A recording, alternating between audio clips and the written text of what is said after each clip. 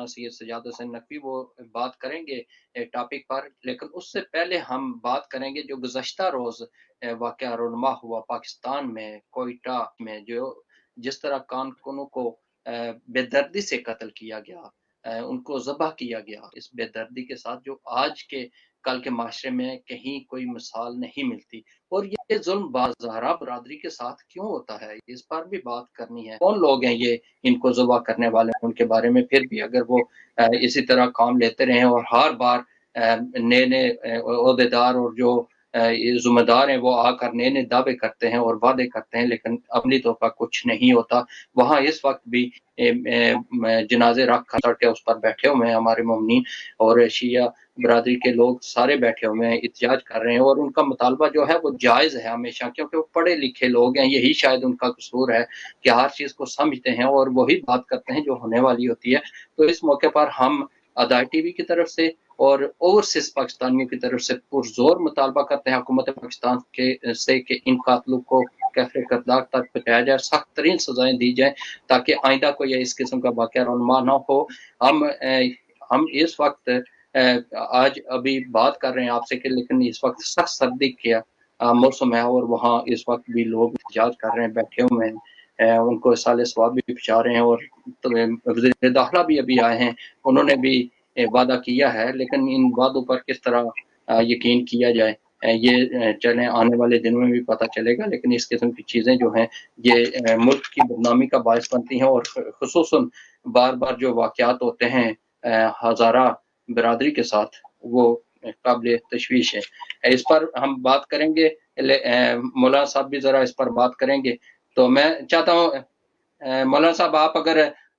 گزشتہ روز جو واقعہ ہوا ہے اس پر تھوڑی سی بات کریں تو پھر ہم ٹاپک کی طرف چلیں گے۔ ہزارہ برادری کے 11 مزدور جو مزدوری کر رہے تھے اور وہاں ایک جگہ پہ وہ تھے، انہیں سب سے پہلے تو یرغمال بنایا گیا، پھر ان کے ہاتھ پیر آنکھیں باندھ کے انہیں یکے بعد دیگرے ذبح کیا گیا۔ یہ کتنا شدید لفظ ہے، اور یہ کون لوگ ہو سکتے ہیں؟ انسانیت تو جو ہے وہ تو کان پکڑ جائے گی کہ ایسا ظلم جو یہ لوگوں نے کیا۔ اور یہ ہزارہ قوم کے ساتھ پہلا موقع نہیں ہے، بلکہ مسلسل پچھلے 25 سال سے ان کے ساتھ کئی ایسے واقعات ہوئے ہیں۔ ایک مرتبہ انہوں نے تقریباً 50-60 آدمی جو ان کے شہید ہوئے، اسی طرح ان کا جنازے لے کے بیٹھے رہے، اور اس وقت کے وزیر اعظم راجہ پرویز اشرف وہ وہاں گئے۔ مگر ہوتا یہ ہے، اور اسے یوں کہنا چاہیے انتہائی افسوس کے ساتھ میں یہ عرض کر رہا ہوں،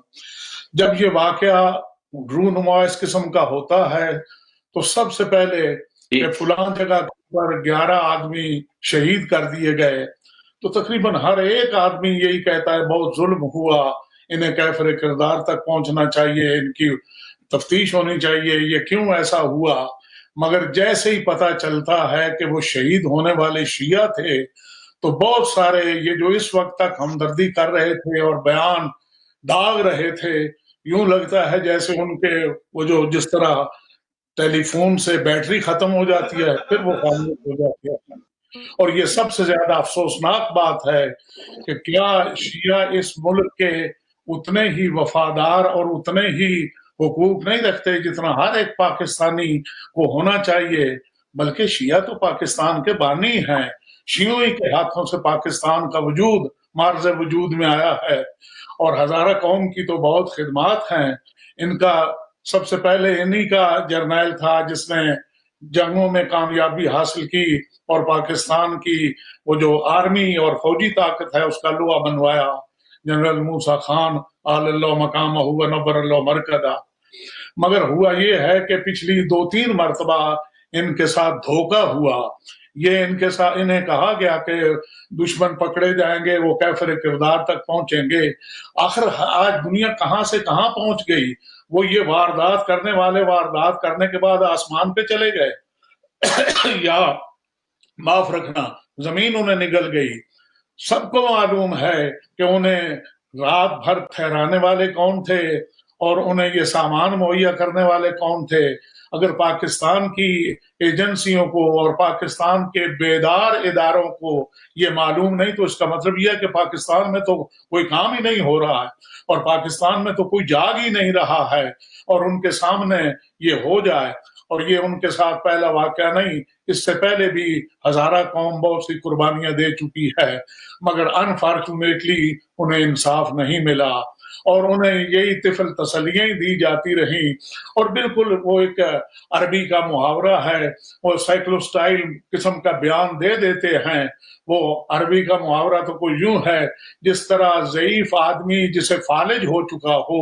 اس کے منہ سے بہنے والی رال وہ بے قیمتی اور بے وقت ہوتی ہے، اسی طرح ان ارباب بست و کشاد کے وہ بیانات، ان کی کوئی ویلیو نہیں۔ ہم یہ کریں گے، ہم وہ کریں گے، ہم اس طرح پکڑیں گے۔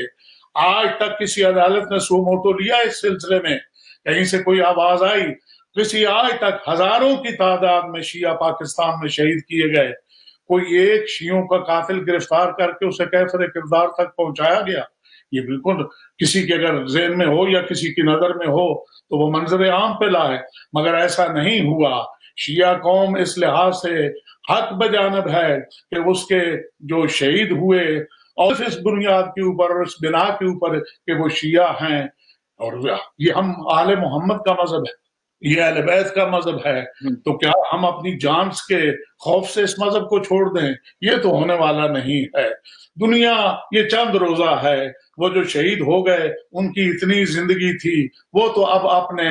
آخری مرحلے پہ پہنچ چکے ہیں، ان کی زندگی تمام ہوئی، اخروی زندگی شروع ہوئی۔ وہ تو جا کے اپنے معبود کے سامنے کہہ سکتے ہیں، معبود تو نے دنیا میں بھیجا، ہم دنیا میں گئے، ہم نے دنیا میں جو کچھ ہو سکا نیک کام کیے، اچھے کام کیے،